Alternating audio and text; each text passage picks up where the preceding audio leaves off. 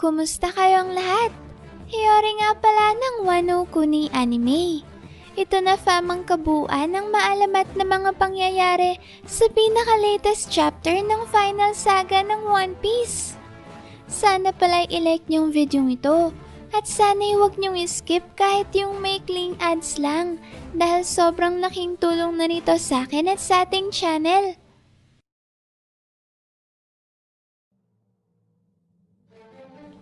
Unahin na muna natin fam ang tampok na cover page ng chapter na to, kung saan makikita natin ang monster trio ng old era na sina Roger, Rayleigh at Gaban, kasama ang monster trio ng bagong henerasyon na sina Luffy, Zoro at Sanji.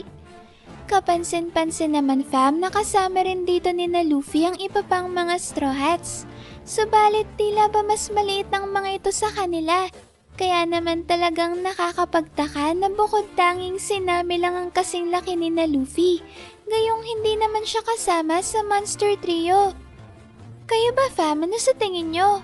May espesyal na dahilan kaya si Oda kaya ginawa niyang kasing laki ni na Luffy si Nami? Kahit na ang Monster Trio ng Old at New Era ang siyang tema ng cover page na to? At may kinalaman kaya yan sa mga pangyayari sa chapter? Kayo na lang fam ang bahalang mag-comment dyan sa baba tungkol dito. At kung may iba pa kayong napansing interesanteng bagay tungkol sa cover page ngayong linggo. Ngayon naman fam, ay pumunta na tayo sa mga kaganapan sa mismong chapter, kung saan nagpapatuloy ang flashback ng kwento ng henerasyon ni na King Harold at Roxy Sebek. Dito fam, may makikita natin ang isang hindi pinangalanang isla na katatapos lang atakihin ng mga pirata. Sinabi ng narrator ng kwento na sa panahong ito raw ay may isang grupo ng mga idols ang naglalayag sa karagatan. Mula naman sa malayo ay maririnig natin ang ilang mga tinig na tinatanong ang mga kalalakihan ng isla kung bakit hindi man lang raw sila pumalag sa mga pirata. Sa sumunod na panel naman fam, may makikita na natin ang mga tinutukoy na kalalakihan na ngayon ay bugbog sarado at nakahandusay sa lupa, habang sinasabi na masyado raw talagang malakas ang mga piratang umatake sa kanila, kaya wala raw silang nagawa laban sa mga ito. Galit namang sumagot ang kanikanyang asawa ng mga lalaki at tinanong kung ano raw bang kalokohan na sinasabi ng mga ito. Dahil ang totoo ay hindi man lang raw sila nagtanggang lumaban sa mga piratang yun. Kapansin-pansin naman dito fam na bagaman bugbog sarado nga ang mga lalaki sa isla, ay masayang masaya pa rin ang mga ito at sa kung anong hindi pa malamang dahilan ay naghugis puso ang kanilang mga mata. Sa dulo naman ng panel na yan fam ay makikita natin ang isang grupo ng Marines na katulad nga ng mga lalaki kanina sa isla ay naghugis puso rin ng mga mata at tila ba natulala na lang at walang magawa. Dito ay muli nating maririnig ang tinig ng narrator ng kwento na sinasabing kahit nga raw ang mismong mga Marines ay walang magawa laban sa nasabing idol group. At sa sumunod na panel naman ay nireveal na ng narrator na ang idol group na to ay nakilala sa buong mundo sa pangalan nitong Kuja Pirates. Sinasabing ang pirate crew na ito raw ay nagmula pa sa isang napakahirap na marating na isla sa gitna ng Calm Belt. Walang iba kundi ang Isle of Women. Habang sinasabi nga yan ng narrator fam, ay makikita naman natin na naglalayag sa karagatan ng barko ng Kuja Pirates na Perfume Yuda. Isang typical na galleon ship na merong dalawang dambuhalang sea serpents na nakatali sa unahan ng barko. Sa layag naman ito ay makikita natin ang higanteng Jolly Roger ng crew na isang malaking bungo na napapalibutan ng siyam na ahas. Dito fam ay nagpatuloy na sa pagpapaliwanag ang narrator at sinabing ang crew ng Kuja Pirates ay binubuo ng magaganda at malalakas na mga pirata. Yun nga lang, ang mga lalaki ay mahigpit na pinagbabawalang sumali sa pirate crew na to. Pagkatapos niyan fam, ay makikita na natin ngayon ang kapitan ng Kuja Pirates na sinasabing masyado na raw siyang napapagod sa kanyang taglay na kagandahan. Kapansin-pansin naman sa eksenang to na kahit pala ang mismong crew members ng Kuja Pirates ay nauhumaling rin sa kagandahan ng kanilang kapitan. Sa puntong to na fam, formal na pinakilala sa chapter ang misteryosong kapitan ng pirate crew na pinagkakaguluhan sa buong mundo. Walang iba kundi ang pirate empress ng Amazon Lily sa panahong yon na si Gloriosa, o mas kilala natin ngayon bilang si Elder Nyon. Dito fam ay muling nagsalita si Gloriosa at sinabing darating pa raw kaya ang panahon na makakalaya siya mula sa kanyang pagiging perpekto. Makikita naman natin fam na napakaganda pala talaga dati ni Elder Nyon at malayong malayo sa itsura niya ngayon sa kwento. Sa sumunod na panel ay makikita natin ulit ang pagkabaliw ng Kuja Pirate Crew sa kanilang kapitan na sinasabing sobrang cute raw talaga ni Gloriosa kaya hindi nila maiwasang main love sa kanya. Sinabi naman ng isa na pakiramdam niya raw ay nasisilaw na sila sa liwanag na nilalabas ng kagandahan ng kanilang kapitan. At ang isa naman ay nagsabi na parang aatakihin na raw siya sa puso dahil hindi na talaga niya kayang titigan ng naghumapaw na kagandahan na nasa kanilang harapan. Pagkatapos yan fam, may makikita naman natin ang isa sa crew na inaabot kay Gloriosa ang napakaraming mga liham mula sa kanyang mga tagahanga. Napatanong naman si Gloriosa kung ano naman raw ang gabundok na mga sulat na nakabunton sa kanilang likuran. Sumagot naman ang crew at sinabing para raw kay Lady Shaki ang mga liham na yon. Laking gulat naman ni Gloriosa nang malaman niya to, na sinabing 100 beses raw na mas marami ang mga liham na natanggap ni Shaki kaysa sa kanya. Malalaman naman natin sa eksenang ito fam na ang crew pala na kausap ni Gloriosa ay si Tritoma, ang naging Pirate Empress 2 henerasyon pagkatapos ni Gloriosa. Kaya ibig sabihin niyan ay si Tritoma ang naunang Pirate Empress bago si Boa Hancock. Sa sumunod na panel naman ay tila ba hindi matanggap ni Gloriosa na higit na mas marami ang natanggap na fan letters ni Shaki kesa sa kanya.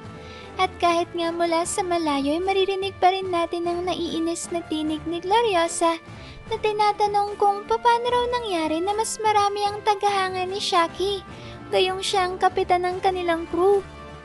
Muli namang nagkagulo ang Kuja Pirate Crew dahil tila raw ba isang nagniningas na diamante ang itsura ni Gloriosa sa tuwing siya ay nagagalit. Sinabi naman dito ng narrator na ang totoo palang superstar ng henerasyong yon na nagawang masapawan kahit ang kagandahan ng Pirate Empress ay walang iba kundi ang mismong first mate nito na si Shakuyaku.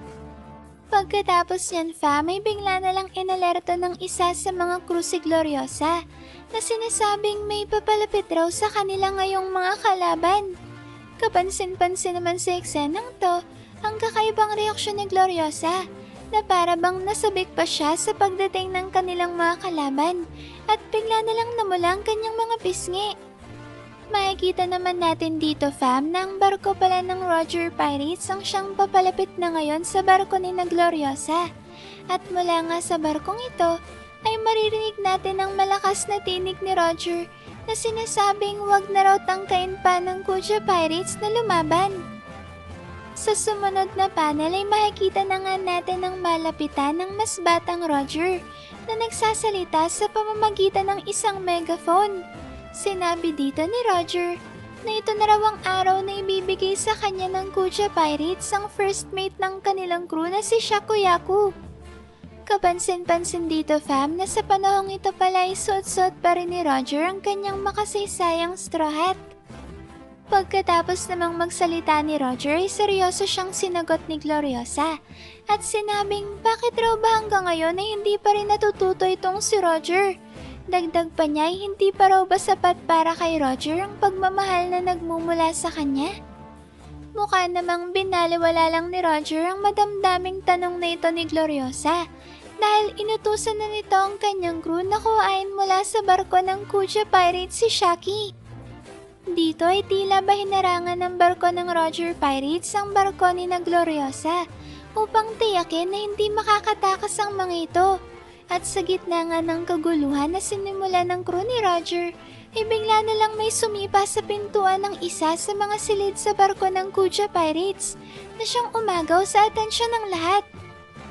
Mula sa silid na ito, fam, ay maririnig natin ang isang tinig na tinatanong kung sino raw ulit ang gustong makuha ni Roger mula sa Kuja Pirates. Sa puntong ito ay bigla na lang nagsimulang magwala at magsigawan ng crew ni Gloriosa. At dito ay sinisigaw ng mga ito ang pangalan ni Shakuyaku. At kahit nga maging ang crew ni Roger ay bigla na lang ding napatulala na para bang may isang sikat na artista na lumabas sa entablado. Habang nangyayari naman yan, fam, ay muli nating maririnig ang narrator na sinasabing ang bawat pagkumpas at paggalaw ng katawan ni Shakuyaku ay talaga naman raw nakakapang-akit. Katunayan nga, fam, ay kahit na ang isa sa monster trio ng Roger Pirates na si Gaban ay bigla na lang napa-I love you nang makita niya si Shakuyaku. At hindi nga lang si Gaban, fam, dahil pati na rin ang iba pang crew ni Roger ay hindi na napigilan pang main love. Kaya naman bigla na lang nag-away-away ang mga ito dahil sa kompetisyon kung sino ba ang unang makakakuha sa atensyon ni Lady Shaki. Sinabi dito ng narrator na sa ilalim ng presensya ni Shakuyaku ay bigla na lang nalalanta ang mga bulaklak. At kahit nga ang mga ibon ay nakakalimutan kung paano umawit. Makikita naman natin sa sumunod na panel na tinawag ni Shaki ang pangalan ni Gaban na sinabayan rin niya ng pagsipa sa baba nito. Sinabi naman dito ni Gaban na bigla na lang raw siyang nanghina nang marinig niya si Shaki na tinawag ang kanyang pangalan. At ito raw ang dahilan kung bakit hindi na siya nakapalagpas sa paparating na atake ng dalaga. Pagkatapos niyan ay binati naman ni Shaki si Roger at sinabing matagal na raw nung huli silang nagkita. Kagad namang nag-alala si Roger para kay Gaban at dito ay aktong aatakihin na niya si Shaki. Subalit bago pa man nga makagawa ng anumang aksyon si Roger ay bigla na lang natin siyang makikita na nakahiga sa may paanan ni Shaki at ngayon ngay may malaki ng bukol sa kanyang ulo. Sinabi dito ng narrator na kahit nga raw ang pinakamagigiting na individual sa kasaysayan ay bigla na lang nagmumukhang tanga at walang magawa sa harapan ng kagandahan ni Shakuyaku. Sa pareho ng mga eksena ay bigla na lang napa-I love you si Roger kay Shaki. Napabiro namang in-I love youhan pabalik ng dalaga. At pagkasagot nga niya ni Shaki, ay saka naman niya sinampal si Roger. Sa sumunod na panel naman, fam, ay dito na sinabihan ni Shaki ang future Pirate King na dapat raw nitong malaman na kailanman ay hindi siya mababa sa kamay ng kahit na sino pa man. Habang sinasabi yan ni Shaki, makikita natin na magkatapat ang kanilang mukha ni Roger. Habang hawak-hawak niya sa kanyang daliri ang baba nito. Dito, fam, ay tila ba bigla na lang natigilan si Roger. At sa kung anong dahilan ay bigla na lang nanigas ang kanyang buong katawan sa harapan ni Shakuyaku. Dahil dyan, fam, ay wala na ngang nagawa pa ang buong Roger Pirates. Kaya pinag-utos na ni Shaki sa kanyang crew na nakawin ang lahat ng mga kayamanan sa barko ng kanilang kalaban. Kagad namang nagwala ang Kuja Pirates dahil sa kanilang pagkuhumaling sa kagandahan at kaastigan ni Shaki. Kasabay ng eksenang yan, fam, ang opisyal na pagpapakilala kay Shakuyaku sa chapter bilang first mate ng Kuja Pirates at siyang susunod na empress ng Amazon Lily pagkatapos ni Gloriosa. Sa dulo naman yan, fam, ay makikita natin si Gloriosa na nilapitan si Roger. Dito ay tinanong ni Gloriosa kung hindi raw ba naiintindihan ni Roger ang karangalan na ibigin ng isang katulad niya. Yun nga lang, katulad ng nangyari kanina, ay hindi na naman sinagot ni Roger ang katanungan ni Gloriosa. Bagkus nga ipinatabi niya pa ito dahil nakaharang daw ito kaya hindi niya makita si Shaki. Pagkatapos yan, fam, ay masasaksihan naman natin ang isang nakakakilig na eksena sa pagitan ni Rayleigh at Shaki. Sinabi dito ni Shaki na ang hirap daw siguro ng sitwasyon ni Rayleigh. Sinangayon na naman ito ni Rayleigh at sinabing napapalibutan nga raw siya ng mga baliw niyang crewmates. Kapansin-pansin dito, fam, na tanging si Rayleigh lang ang hindi na humaling kay Shaki, kaya naman normal lang siyang nakikipag-usap dito. Sa kabila naman yan, bigla-bigla na lang kinindatan ni Shaki si Rayleigh na mabilis namang nakapagpa-blush kay Dark King. Yan ang dahilan fam kung bakit umingay na naman ngayon sa One Piece community ang usap-usapan na anak nga talaga ni Rayleigh at Shaki ang kasalukuyang world's greatest swordsman na si Mihawk. Ito fam ay dahil sa malaking pagkakahawig ni Mihawk kina Shaki at Rayleigh. At katulad nga ni Rayleigh, ay eksperto din sa paggamit ng espada si Mihawk. At ang isa pa nga raw malaking ebidensya ay ang sugat sa mata ni Zoro na maaaring isang secret technique na natutunan ni Hawkeye mula kay Rayleigh. Kung mapapansin kasi natin fam, may halos kaparehong-kapareho ng kay Rayleigh ang scars sa mata ni Zoro na kanya lamang nakuha pagkatapos ng 2 taon niyang pagsasanay sa ilalim ni Mihawk. Kayo ba fam, ano sa tingin nyo? Posible nga kaya na anak talaga ni Rayleigh at Shaki si Hawkeye? Sa pagpapatuloy naman ng chapter ay bigla na lang sumulpot ang isang navy ship habang nililimas ng Kuja Pirates ang barko ni na Roger. Kaya naman dahil dyan fam ay kagat na inutusan ni Gloriosa ang kanyang crew na tapusin na ang kanilang ginagawa at pinagbilin na huwag magtira ng kahit isang tinapay man lang. Kagad namang umangal si Roger at sinabing baka pwede naman raw silang magtira kahit konting pagkain lang. Sa dulo naman ng panel ay inutusan na rin ni Roger ang kanyang crew na ihanda na ang kanilang layag upang hindi sila maabutan ng barko ng Marines. Subalit bago pa nga tuluyang makatakas ang crew ni Roger, ay bigla siyang sinabihan ng kanyang crew na hindi raw ba si Garp ang nagmamay-ari ng barkong papalapit sa kanila ngayon? Pagkarinig nga niya ni Roger ay tila makagad na nagbago ang kanyang emosyon at para bang bigla na lang kumulo ang kanyang dugo. Dito fam ay mabilis na sinabihan ni Roger ang kanyang crew na baliwalayin ang kanyang naunang utos na takasan ng mga Marines dahil ngayon na may bago na silang plano. Sa sumunod na panel naman fam ay makikita natin na sabay na pinag-utos sina Roger at Garp sa kani-kanyang crew na kailangan nilang durugin ang kanilang mga kalaban. Sa parehong eksenang ito na rin fam pinakilala si Roger bilang future Pirate King at ama ni Ace. Habang si Garp naman ay pinakilala bilang future hero ng Marines at lolo ni Luffy. Dito ay makikita natin si Garp na nakangiti at may hawak-hawak na bala ng kanyon sa kanyang kamay. Samantalang si Roger naman ay nanatiling seryoso at hindi nga nagtagal ay mabilis nang sumiklab ang labanan sa pagitan ng crew ni Roger laban sa mga Marines na pinangungunahan ni Garp. Habang nagaganap nga ang kaguluhang yan fam, may makikita naman natin ang barko ng Kuja Pirates na matagumpay ng nakatakas. At mula nga sa barko ni na Gloriosa, ay maririnig natin ang tinig na sinasabing sa dinami-dami raw ng Marines na pwedeng sumulpot ay si Garp pa talaga ang bumalaga sa kanila. Pagkatapos yan fam, may makikita na natin ngayon sina Roger at Garp na naghahanda na sa pagpapakawala ng kani-kanyang malalakas na atake. Dito'y pinakawalan ni Roger ang kanyang teknik na Aramitama o Wild Soul, na siyang teknik na gumagamit ng espada.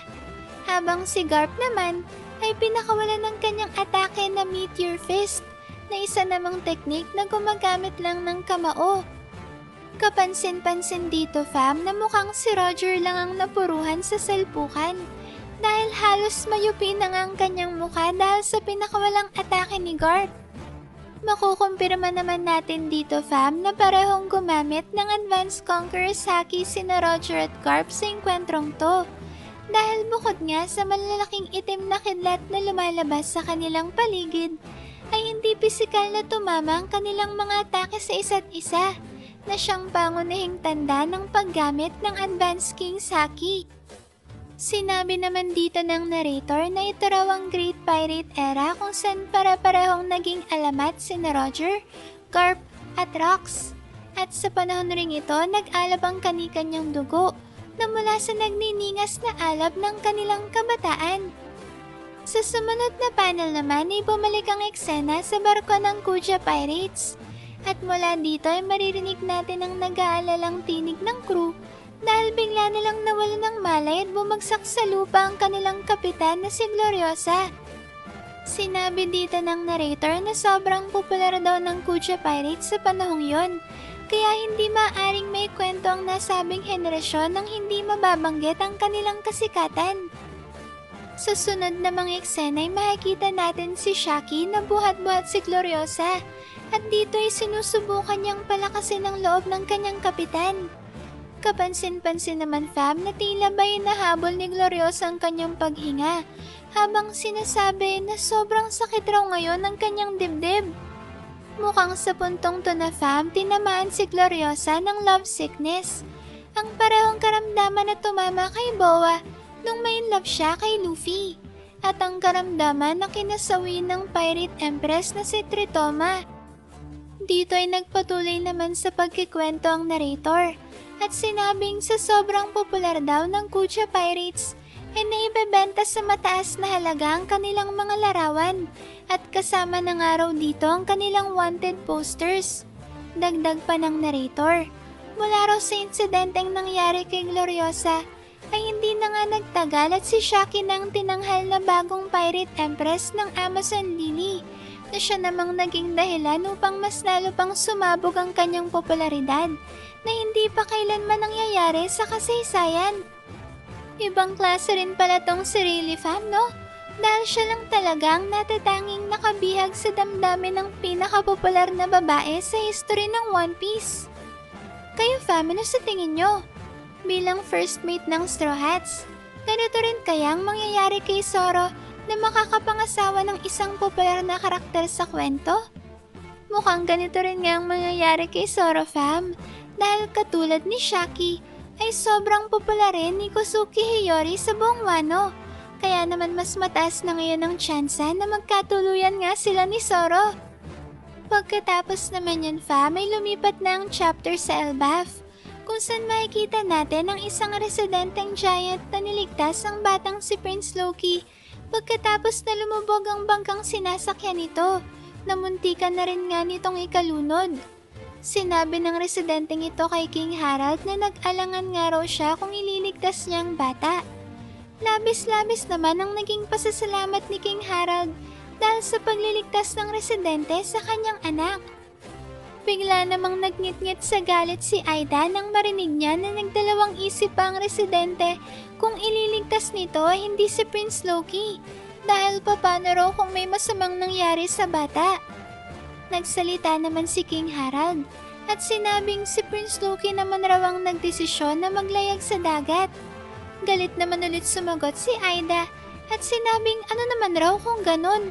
Basta kung tuluyan raw na nalunod si Prince Loki, ay sisiguraduhin niyang lulunurin niya ng 100 beses ang residenteng yon na umiwan sa bata. Sumagot naman si Prince Loki at sinabing hindi naman raw niya kailangan ng tulong mula sa kahit na sino. Nagsalita naman ng residente at ipinunto ang pabalang na naging sagot ni Prince Loki sa kanila dahil yun raw ang mismong dahilan kung bakit nag-alangan siya na iligtas ito. Sa pagkakataong ito ay kalmado namang nagsalita si Aida at sinabing nawalan raw ng ina ang bata at palagi rin daw wala ang kanyang ama, kaya sigurado na umaakto lang ng ganito si Prince Loki dahil sa sobrang kalungkutan.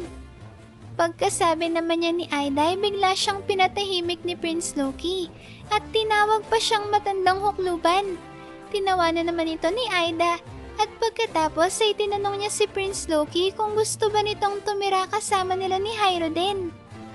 Naging mariin naman ang pagtanggi ni na Hyruden at Prince Loki at dito ay sabay silang humindi sa ideya na ito ni Aida.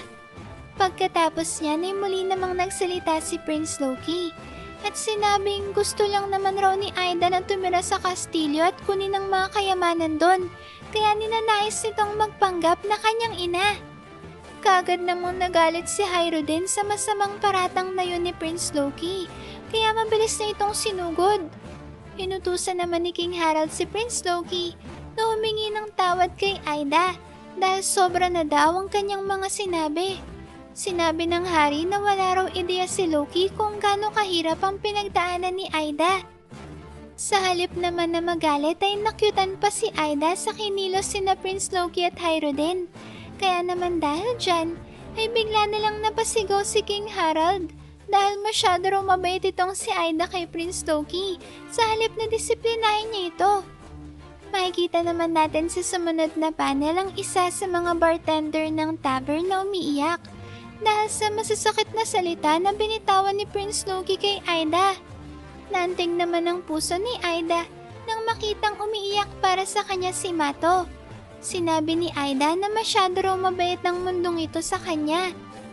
Mas lalo namang nagalit si Prince Loki na sinasabing pagod na raw siya sa Elbaf dahil sobrang hina ng mga nakatira doon. Sinabi niya na puro daw mga basura ang naninirahan sa Elbaf, kaya naman gusto na niyang umalis dito upang maging malaya at malakas katulad ni Rox. Sa sumunod na panel naman may muling nagkwento ang narrator at sinabing sa tuwing bumibisita raw si Rox sa Elbaf upang yayain si King Harold na sumama sa kanyang crew, ay ganun din naman ang ginagawa ni Prince Loki na nagmamakaawa kay Rox na isama siya nito sa paglalayag. Yun nga lang katulad na rin ng nauna na nating nakita sa flashback ni Prince Loki, ay naging bayolente ang ginawang pagtanggi sa kanya ni Rox. Sa dulo naman ng eksenang yan ay marinig natin si Prince Loki na sinasabihan ng mga giants sa tavern ni Aida na aalis na raw talaga siya sa Elbaf, kaya siguradong masaya na sila dahil mawawala na siya doon. Dagdag pa ni Prince Loki, ang totoo raw talaga ay kinamumuhian niya ang lahat ng mga giants sa Elbaf. Pagkatapos yan may sunod namang pinakita ang Pirate Island Beehive, ilang buwan pagkatapos itong maging teritoryo ng Rox Pirates. Dito ay maririnig natin ang isang individual na tinatanong sa mga pirata kung saan niya makikita ang Rox Pirates dahil gusto raw niyang sumali sa kanilang crew. Pagkasabi naman niya ng misteryosong individual ay kagad siyang pinagtawanan ng mga pirata na sinasabing sa panaginip ang raw matutupad ang kanyang ninanais, lalo na't imposible raw niyang marating ang kinaroroonan ng crew ni Rox. Sinabi ng mga piratang ito na ang Rox Pirates ang siyang pinakamasama sa lahat ng mga pirata sa buong karagatan, kaya naman wala raw talaga siyang tsansa na mapabilang sa grupong yon. Sa kabila naman ito ay tinuro pa din ng mga pirata kung saan matatagpuan ng Rox Pirates, at ito ay sa higanteng bato na mukhang isda na nasa gitna ng isla. Sinabi dito ng mga pirata na kung gusto raw ng misteryosong individual na sumali sa Rox Pirates, ay tahaking niya lang ang direksyon papunta sa dambuhalang bato. Subalit habang papalapit raw siya dito ay mas titindi ang pagkahalang ng kaluluwa ng mga piratang kanyang makakasalubong. Kaya para na rin daw siyang nagpatiwakal kapag itunuloy niya ang kanyang plano. At para nga daw pampabuenas, ay tutulungan nila siyang makapasok sa isla. Habang sinasabi yan ng isa sa mga pirata ay dito na rin niya biglang sinipa ang misteryosong individual.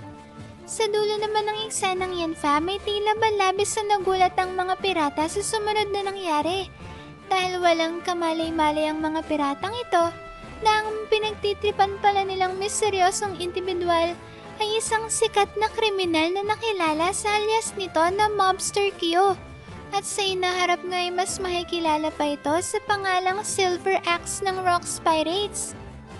Dito may napatanong ang mga pirata kung ano raw bang ginagawa sa Pirate Island ng karibal ni Shiki. Kagad naman na naalarma ang mga pirata at sinabing kailangan na nilang tumakas dahil kung mananatili pa raw sila doon ay siguradong tatapusin sila ni Mobster Q. Pagkatapos yan may sinabi naman dito ng narrator na ang malalakas na crew ng Rox Pirates ay talaga namang nakaengganyo pa ng karagdagang malalakas na mga miyembro. Sa sumunod na panel naman ay biglang lumipat ang chapter sa mismong loob ng higanteng bato na nasa gitna ng isla. Dito may makikita natin si Rox na gumawa ng dalawang malaking butas mula sa loob ng higanteng bato.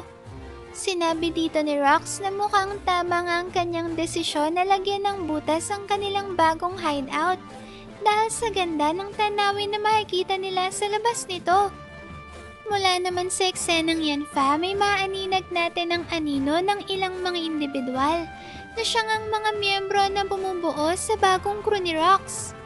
Sa sumunod na panel ay tinuloy naman ni Rox ang ginagawa niyang pagpupulong sa kanyang crew tungkol sa kanilang plano kung paano nila mapapabagsak ang world government. Sinabi dito ni Rox na meron daw siyang tina-target na 2 devil fruits na kinakailangan nilang makuha upang may sakatuparan ng kanilang plano.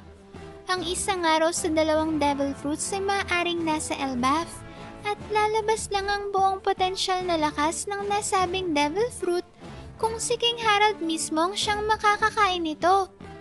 Teka fam, ang devil fruit na ito kaya na tinutukoy ni Rox ang siyang tinataglay na ability ngayon ni Prince Loki? Nakakaintriga tuloy ngayon kung ano talaga ang ability ni Prince Loki at kung gaano to kalakas para magamit para mapabagsak ang world government. Sa sumunod na panel naman ay pinakilala ng mga bagong miyembro ng crew ni Rox na sina Captain John at Charlotte Linlin na makikilala sa inaharap bilang Big Mom. Sinabi dito ni Captain John na hindi raw ba gusto ding matagpuan ni Rox ang Galayla na mga grupo ng mga giant shipwrights. Sinabi niya na tanging sa mga kwento at alamat lang niya raw narinig ang tungkol sa mga to. Sumagot naman si Linlin at sinabing ginamit na raw niya ang kanyang malawak na information network. Subalit hanggang sa ngayon ay wala pa rin silang nakukuhang impormasyon tungkol sa grupo ng mga frozen giants. Sunod namang nagsalita si Whitebeard at sinabing kahit naman raw mahanap pa ni Rox ang mga giants na yon, ay ano pa ba ang kanilang mapapakinabangan sa kanila kung totoong yelo na nga ang kanilang mga katawan. Sumang-ayon naman dito si Strassen na pinakilala bilang kapareho ni Linlin. Sinabi nito na ano na nga raw ba ang magiging silbi ng mga frozen giants kung hindi naman ulit mabubuhay ang mga ito. Pagkasabi niya ni Strassen ay mabilis naman siyang pinatahimik ni Rox at sinabing wag raw silang magulo ni Whitebeard, lalo na't pangarap niya ang kanilang pinag-uusapan. Pagkatapos niyan ay sunod namang pinakilalang bagong Rox Pirate Crew na si Barbel, isang catfishman. Sinabi dito ni Barbel na kahit pa muling mabuhay ang mga frozen giants ng Galayla, ay wala naman raw dahilan ng mga to para sundin kung ano man ang ipapagawa sa kanila ni Rox. Sumagot naman si Rox at sinabing yun nga mismong dahilan kung bakit kailangan nilang mapapayag si King Harold na sumali sa kanilang crew.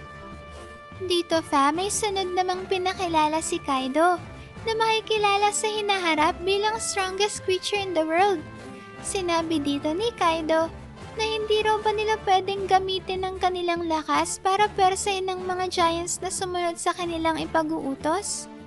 Napatanong pa nga si Kaido na sinasabing hindi raw ba pwede rin nila itong gawin kay King Harold at pagtulungan nila ito nang sa gayon ay maaari na nilang pasunurin sa kanilang gusto. Pagkasabi nga niya ni Kaido may kagad namang lumipad ang paa ni Rox papunta sa kanyang muka upang siya itadyakan. Dito ay pinagbantaan ni Rox si Kaido na wag raw nitong uulitin ang kanyang sinabi. Sa kabila naman ng pagbabanta na yan ni Rox ay hindi na nagpapigil si Kaido at dito ay akto nga atakihin na niya ang kanilang kapitan. Subalit bago pa tuluyang makaganti si Kaido kay Rox ay makikita natin si Shiki na binunot ang kanyang 2 espada upang pigilan ang pag-aaway sa pagitan ni Rox at Kaido. Sinabi ni Shiki na kakakuha lang raw nila sa Pirate Island bilang kanilang base, tapos ngayon ay gusto na ito kagad wasakin ang dalawa. Dagdag pa ni Shiki ay alam naman raw niya na madali lang magkakawatak-watak ang kanilang grupo. Kaya naman bago raw mangyari yon, ay bakit hindi na muna nila samantalahin ang pagkakataon upang pare-pareho silang kumita ng malaki at makinabang. Dito may sinabihan ni Shiki si Kaido na kumalma na lang muna, habang si Rox naman ay sinabing kaibigan niya raw si King Harold. Kaya sa oras na magsalita ulit si Kaido ng kalapastanganan laban sa kanya, ay uunahin siyang dispatchahin ni Rox. Pagkatapos yan may makikita na natin sa isang napakalupit na double page ang buong line-up ng Rox Pirates. Dito may muling inilatag ni Rox ang mga detalye ng kanyang plano. Sinabi niya dito na ang Elbaf raw ang susi upang matagumpay nilang mapabagsak ang Holy Land at ang buong world government. Dagdag pa ni Rox, kung hindi raw sila naniniwala sa kanya, ay maaari na silang umalis ngayon sa kanyang crew. Tutal naman raw ay nasa sa kanila naman talaga ang pinal na desisyon kung sasama sila sa kanya.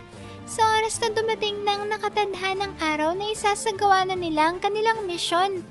Pero kung desidido na raw ang lahat ay sumunod lang sila sa kanya dahil ipapakita niya sa kanila ang pinakatuktok ng mundo.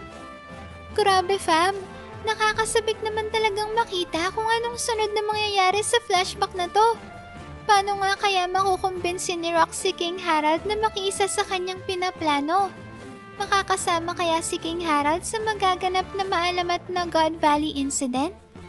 Paano kaya nalaman ni Rox ang tungkol sa dalawang devil fruits na kinakailangan para mapabagsak si Imsama at ang world government? Maari kaya fam na mas nauna pa si Rox kay Roger na makarating sa Laughdale, kaya alam na niya ang tungkol sa lihim ng Holy Land Marisha? Ano kaya ang isa pang devil fruit na tina-target sanang makuha ni Rox? Ito na kaya ang parehong devil fruit na ninakaw ni Shanks mula sa world government? Nakalaunan nga ay nakain naman ni Luffy. Isa pa fam ay ang misteryosong giant shipwright ng Galela. Gusto kaya silang mahanap ni Rox para ipagawa sa kanila ang isa sa mga ancient weapons? Ito kaya ang dahilan kung bakit ayon kay Elder Sharul ay bigla na lang silang pinuntirya ng world government at binura ang kanilang existence mula sa kasaysayan. Grabe fam, hindi na talaga maubos-ubos ang mga katanungan at excitement sa final saga na to ng One Piece. Kayo na lang ang bahalang mag-comment dyan sa baba kung ano pang masasabi nyo tungkol sa napaka-hype na chapter na to ha. Maraming salamat fam sa solid at walang sawa ninyong pagsuporta sa ating channel. Sana'y palagi kayong ligtas at nasa mabuting kalagayan. Mag-ingat kayo palagi. See you on our next video and stay good fam!